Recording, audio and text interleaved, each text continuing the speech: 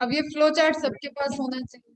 जो हमने कथा कहानी सुनाई थी कि डिप्लॉयड डिप्लॉयड में हो सकता है डिवाइड, हैप्लॉयड हैप्लॉयड में हो सकता है डिवाइड, लेकिन हैप्लॉयड कभी हाफ एन नहीं डिवाइड करेगा। मतलब मियोसिस कभी भी हैप्लॉयड में नहीं होगी, मियोसिस नहीं होगी। माइटोसिस हो सकती है, एन एन में डिवाइड हो सकता है ना बेटा, ठीक है। तो माइटोसिस होगा और ये सब बहुत बार आएगा बेटा, कॉन्सेप्ट एकदम आपके क्लियर होने चाहिए। पूरे एनिमल किंगडम पढ़ते वक्त, प्लांट किंगडम वक्त पढ़ते वक्त आप मुझे सामने से बताओगे जब भी मैं फ्लाइडी के बारे में पूछूं, ठीक है। मैं बता दूंगी कि हाँ प्रोसेस क्या चल रही है, now you tell me what is the flighty. फंसते जाओगे अगर ये क्लियर नहीं। तो सिंपल सी बात है, अगर हैप्लॉइड स्ट्रक्चर डिवाइड कर सकता है तो वो सिर्फ और सिर्फ माइटोसिस कर सकता है, जो कि एनिमल के केस में रिपोर्टेड नहीं है। एनिमल के केस में नहीं है। एनिमल में जाइगोटिक मेयोसिस, जाइगोट बनने के बाद जाइगोटिक माइटोसिस होता है। एल्गी प्लांट इनके केस में क्या होता है, जाइगोटिक मेयोसिस होता है। ओके बेटा। तो जहाँ पे प्लाइडी से रिलेटेड कुछ भी इंफॉर्मेशन है उसको थोड़ा क्लियर हो। तो माइटोसिस अब हम देख रहे हैं माइटोटिक फेज की बात कर रहे हैं, मतलब it is about the M phase. M phase में दो प्रोसेस हो रही है, एक है karyokinesis and another one is cytokinesis. Kinesis मतलब डिवाइड कर, तोड़ देना, ठीक है। लाइसिस नहीं है, दिस इज काइनेसिस।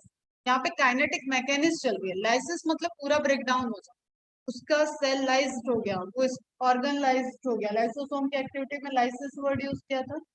अगर ये कैरियोलाइसिस होता मतलब डीएनए को खत्म कर, दिस इज कैरियोकाइनेसिस मतलब काइनेटिक एक्टिविटी चल रही है, एटीपी बहुत ज्यादा यूज हो रहा है और न्यूक्लियस डिवाइड हो रहा है।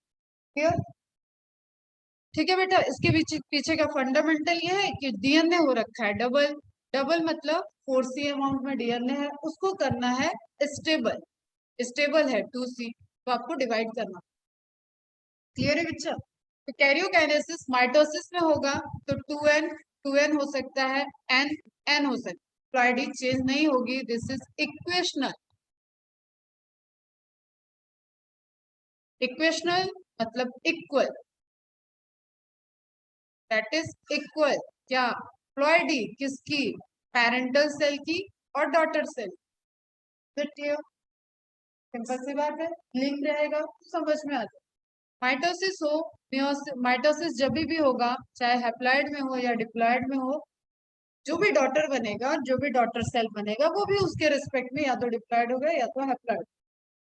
साइटोकाइनेसिस में सेम डिवीजन चलेगा, अभी बाद में बात करते हैं। दूसरा कैरियोकाइनेसिस का मेथड क्या है, मियोसिस। मियोसिस हुआ तो यूनिवर्सल लॉ है कि रिडक्शनल हो, इट इज रिडक्शनल। रिडक्शनल मतलब फ्लॉइडी हाफ हो जाएगी। क्लियर।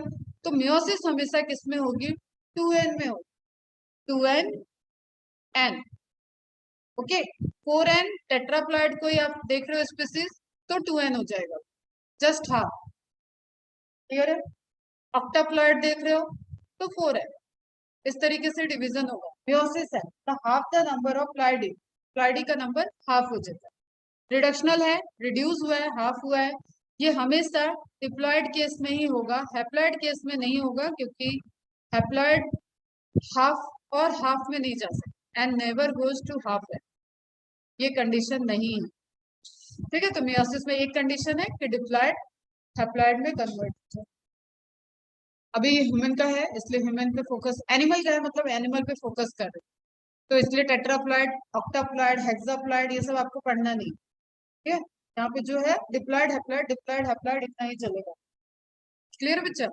अब बात आती है सेल के अंदर जो प्रेजेंट है साइटोप्लाज्म, उसको भी डिवाइड करना है एक्चुअल इक्वल अमाउंट में। दोनों डॉटर सेल एक साइज की बन रही है तो इक्वल अमाउंट में डिवीजन हो जाएगा।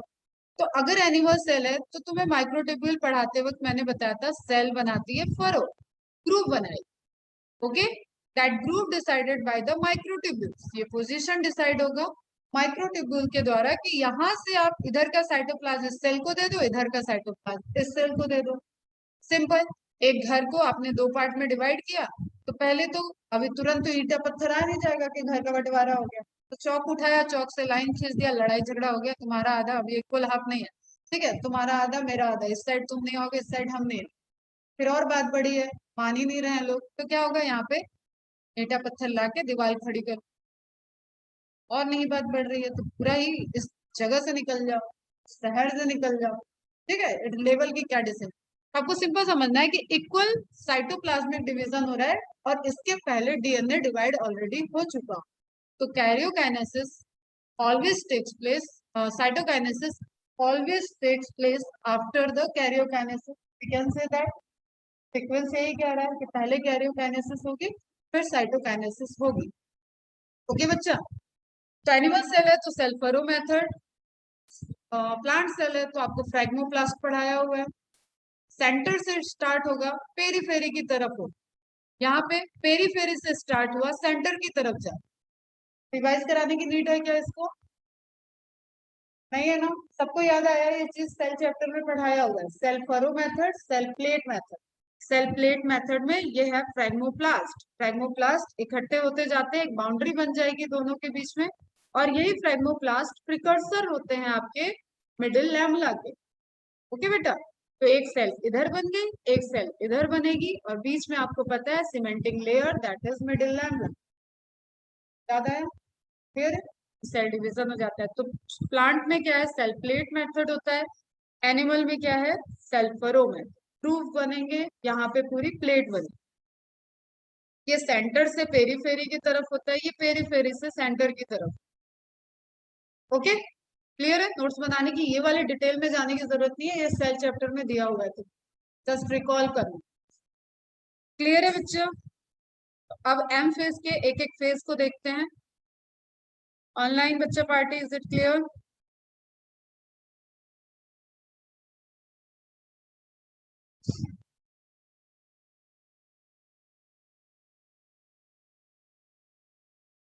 It is also called somatic cell division, which is M phase के बारे में लिखा हुआ है बेटा। क्यों? क्योंकि हम अभी माइटोसिस देख रहे हैं। ठीक है, माइटोसिस हमेशा सोमैटिक सेल में होता है, इसलिए हम लोग उसको क्या बोलते हैं, सोमैटिक सेल डिवीजन और equational cell division. In this type of division, the mature somatic cell divides in such a way that chromosome number is kept constant in the daughter cell. Constant हो गया मतलब equal हो गया, parent के equal, तो क्या possibility है, 2n से 2n। क्लियर है बच्चा?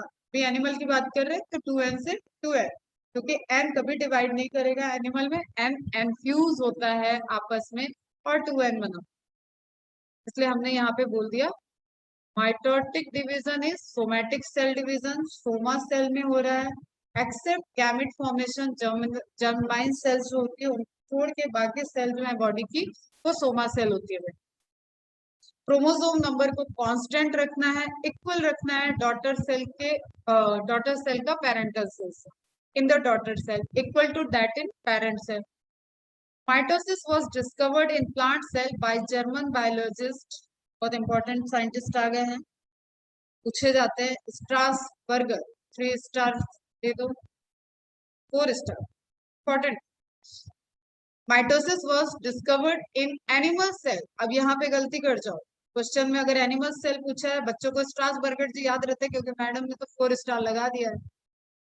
ठीक है, वाटर एंड फ्लेमिंग पे भी 4 स्टार लगा के रखो। एनिमल सेल फ्लेमिंग अकेले फ्लेमिंग देता है एग्जाम ज्यादातर, वाल्टर के साथ नहीं आएगा तो फ्लेमिंग आपको कर लेंगे। इन सैलामेंडर सेल, सैलामेंडर एक एम्फीबियन है, उसके सेल में इसको रिपोर्टर, एम्फीबिया समझते हो, एम्फीबिया सुना है? हाँ या ना, कुछ तो बोलो, सुना होगा भाई। फ्रॉग पढ़ा है, फ्रॉग एम्फीबिया में आता है, क्लियर? तो एम्फीबियन का एग्जाम्पल है सैलामेंडर, कुछ तो लेंगे ना, कहीं पे स्टडी कर रहे हैं तो उसी तरीके से वो सैंपल किस सेल्स में स्टडी की गई है, that is the information. The term mitosis given by Fleming, ये फ्लेमिंग एक ही है। Mitos means thread, poesis means state, ऐसा स्टेट जिसमें थ्रेड प्रेजेंट हो और डिवाइड हो, मतलब डीएनए के बारे में बात। Is it clear? Generally mitosis takes 30 minutes to 3 hours, ये रेंज है एनिमल किंगडम का, दिस इज द रेंज। बहुत इंपॉर्टेंट इन्फॉर्मेशन नहीं, बट थोड़ा सा ध्यान रहेगा तो अच्छा, मतलब इंटरफेस की बात नहीं हो रही है, ये ध्यान रख लेना, this is not interface. Interface के बाद क्या जो फाइनली शादी वाले दिन शादी का फंक्शन चल रहा है उसके बाद तो it ends in 30 minutes to 3 hours. और ह्यूमन का पूछेगा तो आपको 1 आवर्स याद रखना।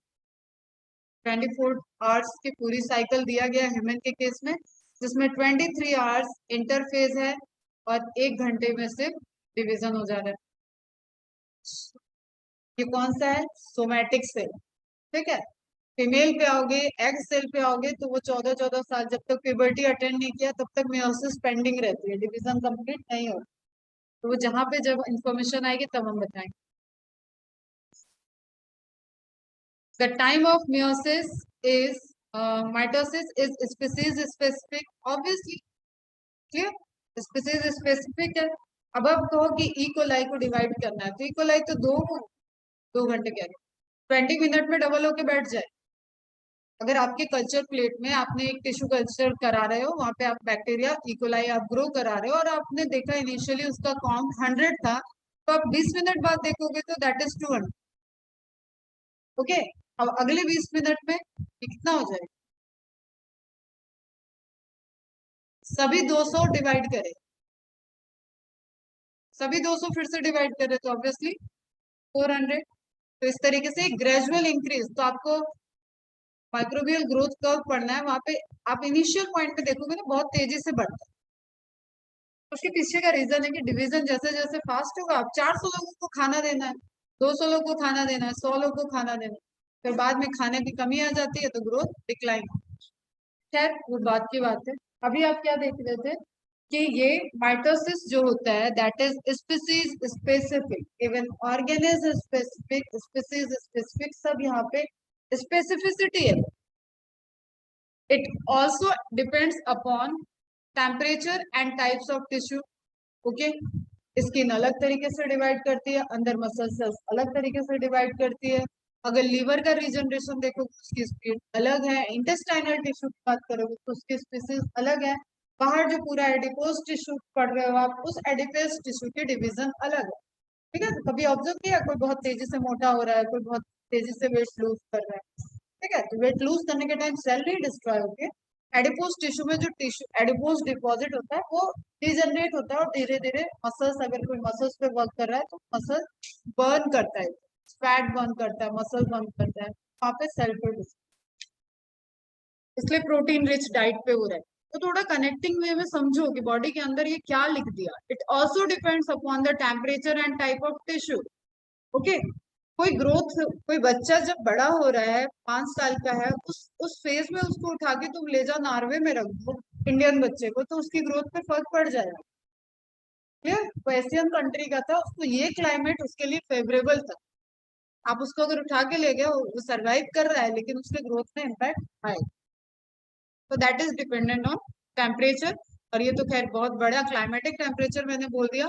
इनिशियली अगर सेल डिवाइड हमारी कोई कर रही है और आप वहाँ पे कोई ट्रॉमा कंडीशन है, किसी का एक्सीडेंट हो रखा है, उसकी बॉडी का बीपी अलग जा रहा है, उसकी बॉडी का टेम्परेचर अलग जा रहा है, तो उसकी हीलिंग कैपेसिटी पे इम्पैक्ट पड़ता है।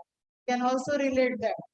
ओके, हीलिंग कैपेसिटी के लिए everything should be under the normal condition, उसका बीपी, उसके बॉडी का टेम्परेचर।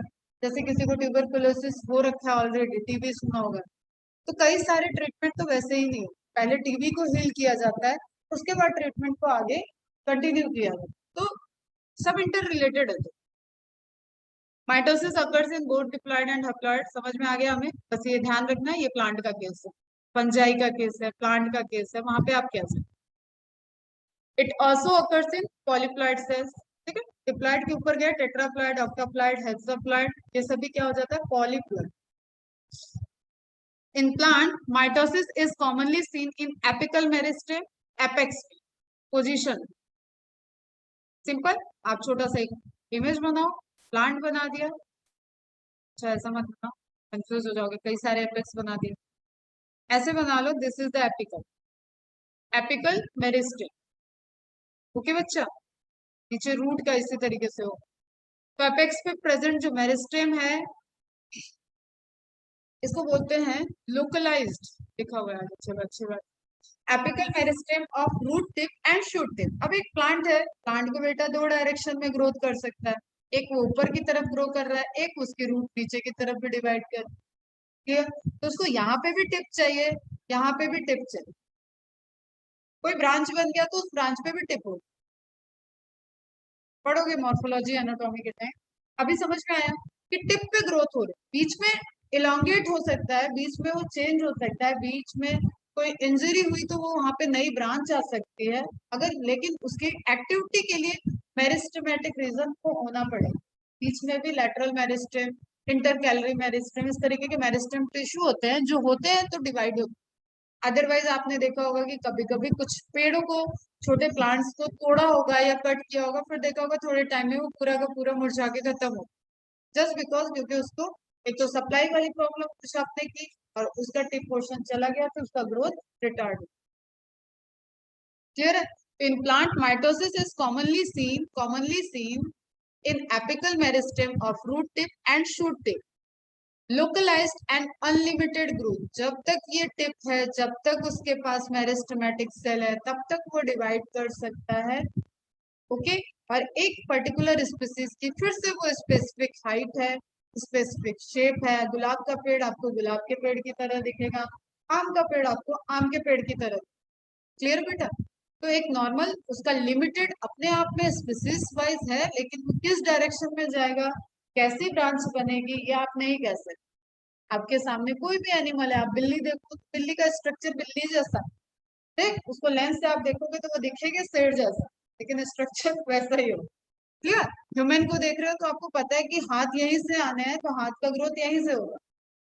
समझ में आ रही बात? तो दैट इज लिमिटेड, डेफिनेट है। प्लांट के केस में localise and unlimited, this is very very important point, direct पूछा जाता है, ये आपके फर्स्ट चैप्टर का question. Living word, plant kingdom का भी कह सकते हो, लिविंग वर्ड का भी। और यहाँ पे तो दिख रहा है आपको सेल डिवीजन, क्योंकि रोल प्ले कर रहा है ना, growth is cell division, development. Okay, mitosis occurs during the embryonic development. Embryo सबको समझ में आता है, 2-3 बार तो मैं ही बता चुकी हूँ। Male gamete, female gamete fuse, they form zygote. Zygote में जैसे माइटोसिस की स्ट्रक्चर को बोलते हैं एम्ब्रियो।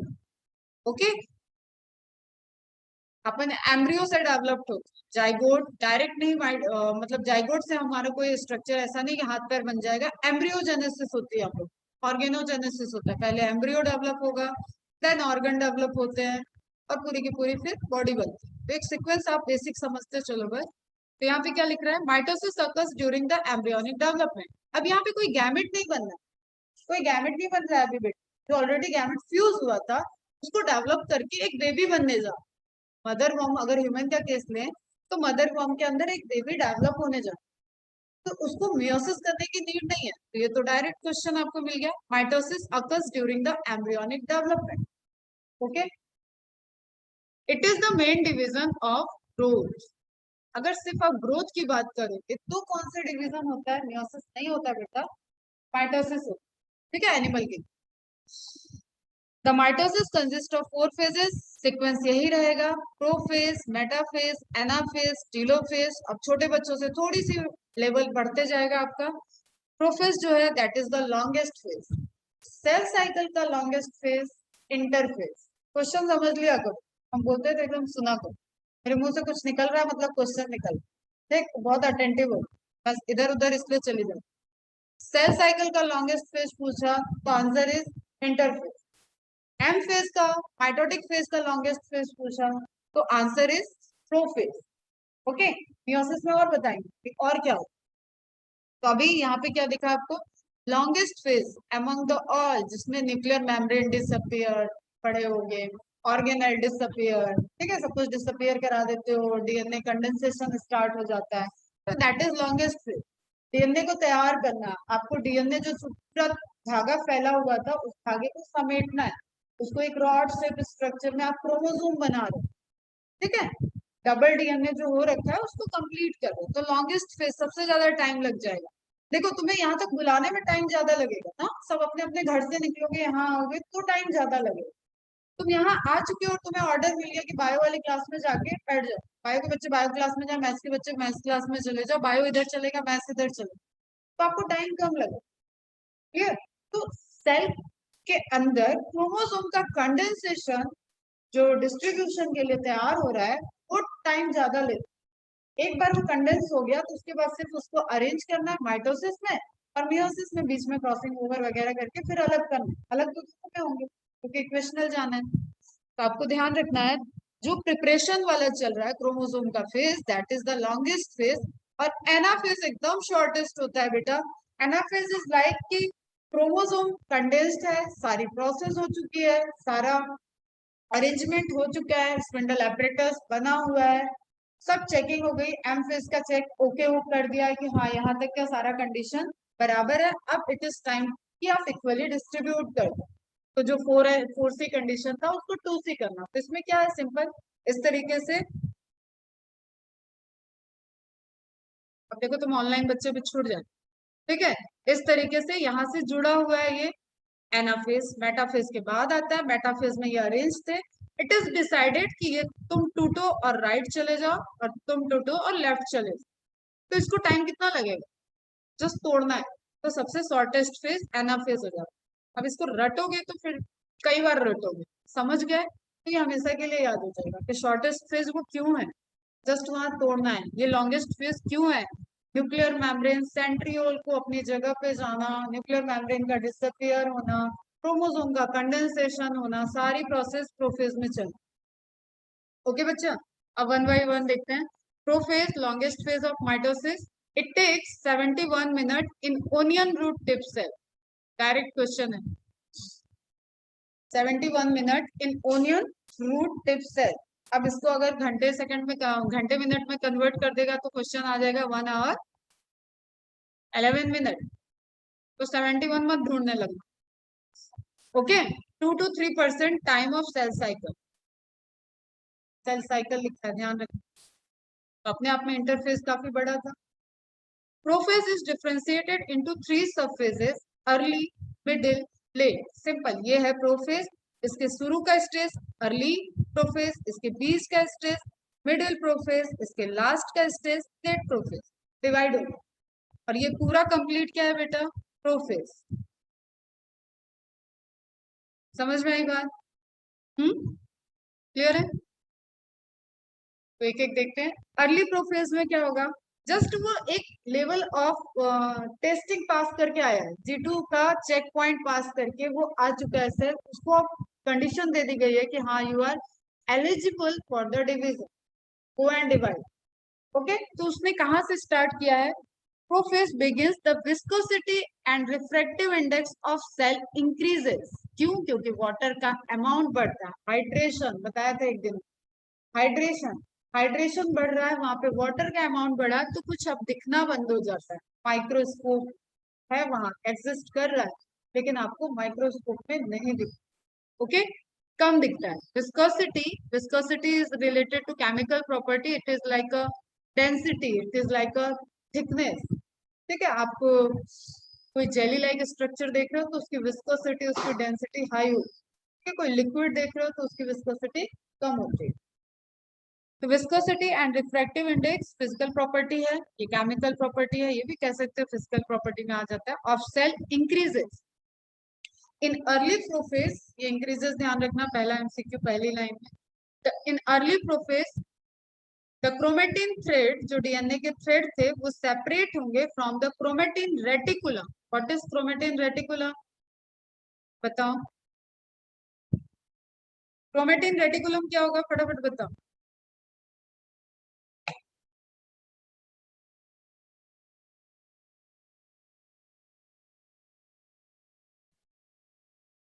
तेज बोलो बेटा।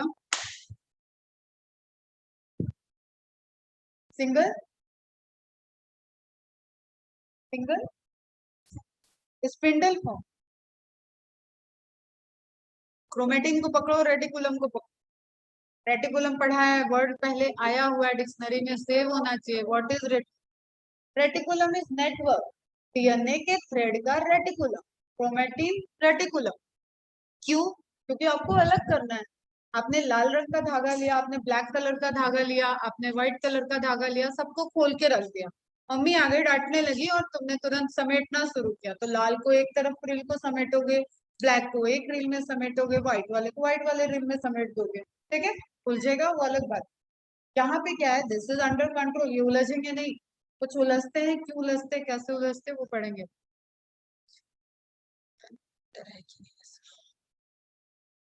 Okay, तो in early prophase the chromatin threads separate from the chromatin reticulum. अब समझो इसको, this is chromatin reticulum. छोड़ो को कलर चेंज करते थे।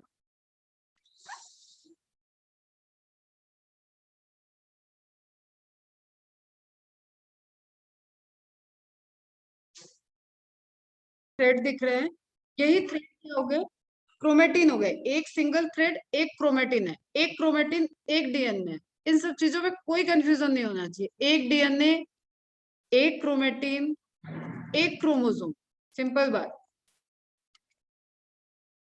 Okay, one chromosome, one one one का रूल चल रहा है।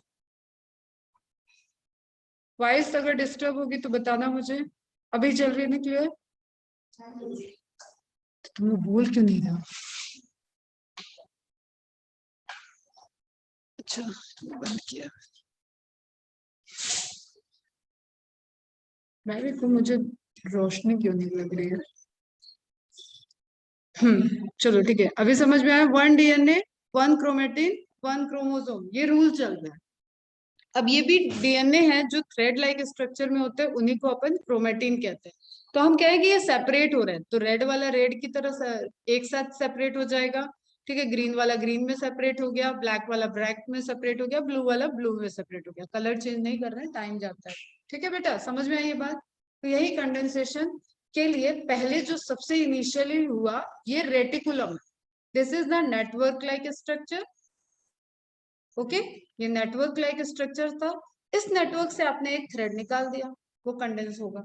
इस नेटवर्क से ये दूसरा थ्रेड अलग निकाल दिया, कंडेंस होगा। तो क्या लिखा था आपका, the chromatin thread separate from the chromatin reticulum and undergo spiralization. Okay, coiling, spiral बनना। स्पाइरल देखा है सबने?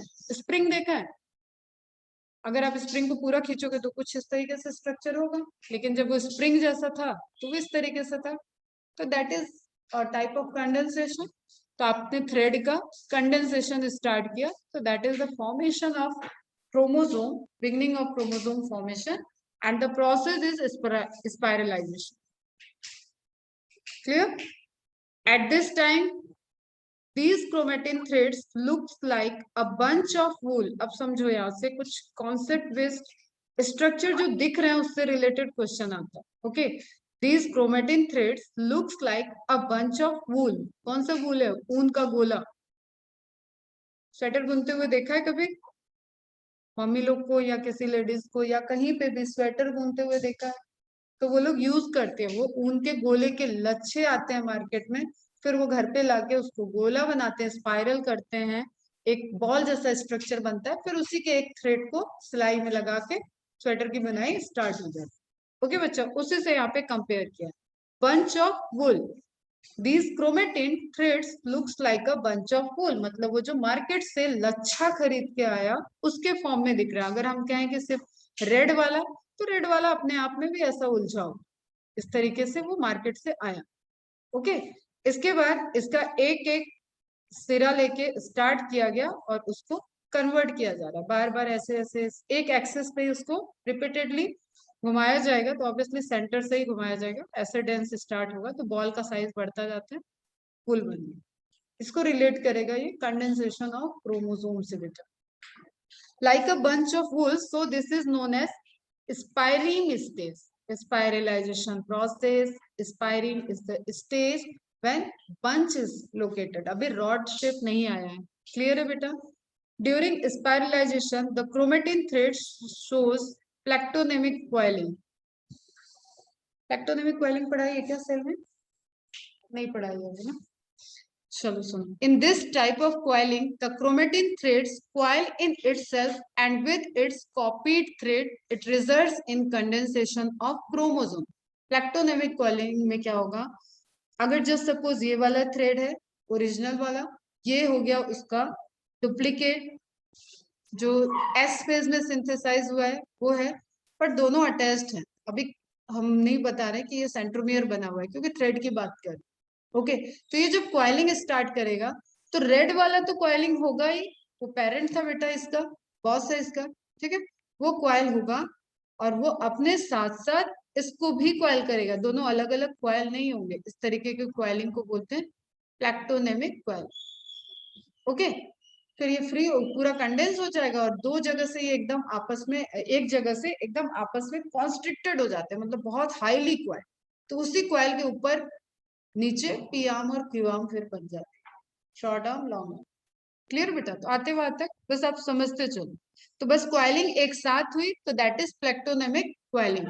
इन this type of coiling the chromatin threads coil in itself and with its copied thread it results in condensation of chromosome. ठीक है, जैसे जैसे coiling बढ़ेगी chromosome का कंडेंसेशन बढ़ता जाएगा। The condensation of chromosomes begins in early prophase. कहाँ start हो गया? अर्ली प्रोफेज ही देख रहे हैं हम लोग, स्टार्ट हुआ है, अभी पूरा कंप्लीट नहीं हुआ। ये कंप्लीट कहाँ होता है पता है तुम लोग? ये कंप्लीट होता है मेटाफेज में जाकर। प्रोफेज में तो कंडेंसेशन चलता ही रहेगा। तो डायरेक्ट क्वेश्चन है, final condensed chromosome reported in prophase और मेटाफेज। जो कंडेंसेशन ऑफ क्रोमोसोम सिर्फ ध्यान में रखोगे तो क्वेश्चन गलत होगा ही होगा। प्रोफेज करके आओ जाओ, ठीक है। फाइनल कंडेंसेशन पूछा है, shortest length of chromosome reported in, वो अपने आप में हिडन है। शॉर्टेस्ट लेंथ तभी होगा जब उसका मैक्सिमम कंडेंसेशन होगा। तुम देखो कोई भी चीज एक्सपेरिमेंट करके देखो, तुम पेपर एक लो, उसको तुम रैप करते जाओ करते जाओ करते जाओ, एक टाइम आएगा कि तुमसे फिर वो रैप नहीं होगा। तो that is the maximum limit जो उसका कंडेंस हो सकता था। ओके, और वही उसकी शॉर्टेस्ट साइज हो जाएगी। अब अगर आपको करना है तो अंदर से कुछ आप फाड़ दो, फिर से पेपर कहीं से कट लगा दो, वीक करो उसको, फिर से मोड़ लोगे आप। ठीक है, जस्ट यहाँ से आपको कट करना है वहां से फाड़ दो, सारा ब्लेड से कट कर दो, तो फिर वो फोल्ड हो जाएगा। लेकिन नेचुरली आप उसके आगे, उस लिमिट से आगे नहीं कर सकते। ओके बेटा, तो पॉइंट्स यही सब क्वेश्चंस हैं जो थोड़े से अप लेवल के आ जाते हैं। The condensation of chromosomes begins in early phase, prophase. Stages of mitosis में आपको दिख रहा है early prophase। हम देखो अब यहाँ पे अगर आप कोई भी इमेज देखने जाओगे तो image should be very clear. Okay, क्यों? क्योंकि आप 46 क्रोमोसोम के साथ अगर वो पूरा आपको दिखा देगा तो इमेज कैसा हो जाएगा? मैसी हो जाएगा। तो जस्ट फोकस, अभी आपको इसमें ढूंढना नहीं है कि 46 क्रोमोसोम कहाँ है, डीएनए कहाँ है, डॉटर वाला डीएनए कहाँ है, कुछ नहीं ढूंढना। समझना क्या है कि ये न्यूक्लियर मेम्ब्रेन है, न्यूक्लियर मेम्ब्रेन के साथ थ्रेड अभी अटैच्ड है और ये थ्रेड आपस में नेटवर्क नहीं बनाए, एक दूसरे में आप गुथ नहीं रहे, ये कंडेंसेशन स्टार्ट कर। क्लियर है बेटा? This is the early prophase, DNA begins to condense. तो इंटरफेज के बाद आपका इंटरफेज और प्रोफेज का ट्रांजिशन होता है। देखो मैं हर जगह ट्रांजिशन जरूर बताऊं, जस्ट चेकअप होके आया, उसको ओके किया गया, तो आप सेल को देख के नहीं बता सकते कि उसका प्रोसेस स्टार्ट हो गया है या नहीं हुआ, ठीक है, या वो चेक पॉइंट पे है। आपको वहां पे कोई ऐसा वर्दी पहने हुए तो साइक्लिन सिडिकेस दिखेंगे नहीं, ये चेक पॉइंट यहाँ था, ये यहाँ चला गया। तो इसको बोलते हैं ट्रांजिशन। तो पहला ट्रांजिशन किसके किसके बीच में आएगा बेटा? G2 और प्रोफेज के बीच में, या इंटरफेज और प्रोफेज के बीच में। क्लियर है बेटा? कंडीशन एक ही जैसे दिखे। ओके, क्योंकि एग्जैक्ट बाउंड्री कहीं नहीं है सेल साइकिल में, ये ऑलरेडी स्टेटमेंट आ चुका है कि there is nothing like a boundary in between any two phases. Okay बच्चा, तो न्यूक्लियस रेप्लिकेट्स इट्स डीएनए, ये सब आप एस फेज में पढ़ चुके हैं। The chromatin begins to coil, ये आपका पॉइंट है।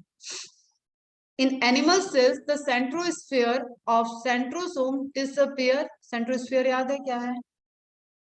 सेंट्रोस्फीयर याद है? What is centrosphere? कौन बताएगा? What is centrosphere? अच्छा, ऑनलाइन क्लासेस के टाइम में 2-3 बार चॉकलेट क्वेश्चन हुए।